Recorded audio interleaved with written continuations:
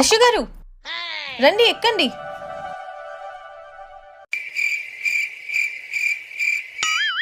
అక్కడ కాదండి, ఇక్కడ. అయ్యో ఆగండి, నేను వస్తున్నా.